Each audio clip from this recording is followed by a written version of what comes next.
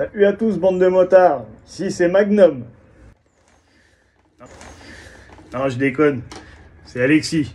Ah, je comprends mieux, parce que dans mes souvenirs, Magnum, il est beaucoup plus beau que ça. Bon, t'es au courant que des milliers de personnes te regardent?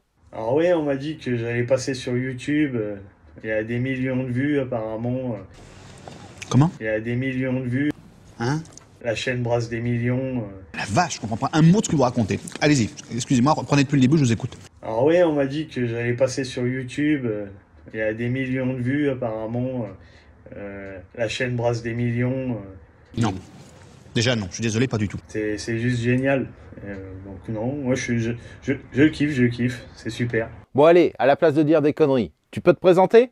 Donc bah voilà, je m'appelle Alexis, j'ai 30 ans et je roule en CBR 125.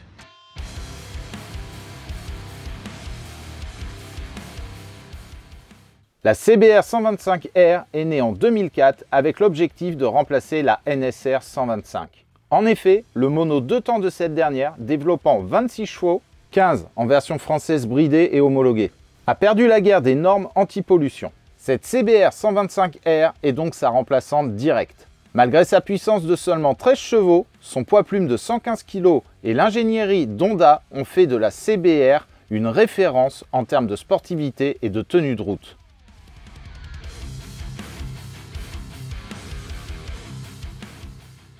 Pour dire, en 2005, la Junior Cup, une compétition uniquement pour les jeunes motards de 14 à 25 ans, est créée spécialement pour elle.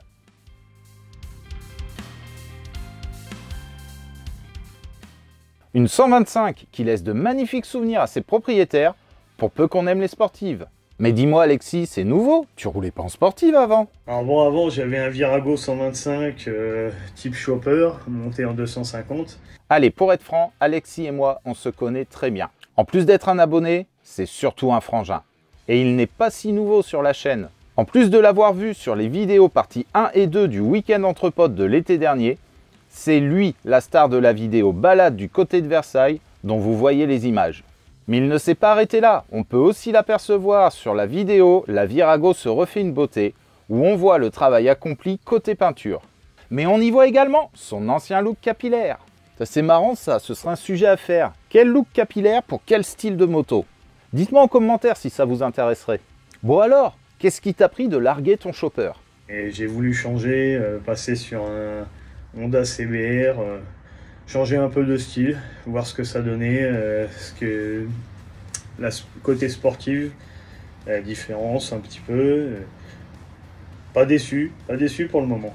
J'ai 2-3 bricoles à faire dessus, voilà, je suis en train de faire petit à petit, changer les rétroviseurs, j'ai remis les origines, un disque avant à changer, 2 carénages à changer et à refaire, là une petite vidange, et puis les bougies, enfin une bougie et puis le filtre à air à changer, mais sinon, non, pour le moment pas de défaut, la moto est saine. Avance assez fort pour un 125, du 140 à 150 en descente. 140 sur le plat, ça s'atteint facilement, sachant que je fais 1m75 pour 105 kg. Un beau bébé. Donc une moto assez puissante pour le peu de chevaux qu'elle est annoncée. Elle est annoncée à 13 chevaux 4. Alors pour info, c'est un modèle de 2011. Elle a 16 000 km. Donc à injection, pas de carbu, et ça change la vie l'injection. Bon eh bien t'as pas l'air de regretter ton choix. Tes premières impressions à son guidon? Alors pour mes premières impressions avec la moto, une moto ultra légère, 124 kg, tout plein fait, puissante donc.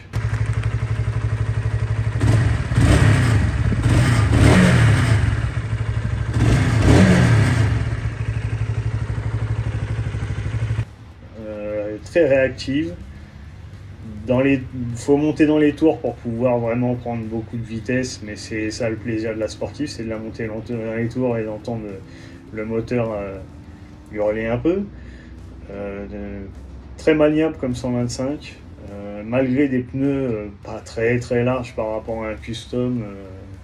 Je crois qu'on est sur du 130 à l'arrière, c'est pas plus.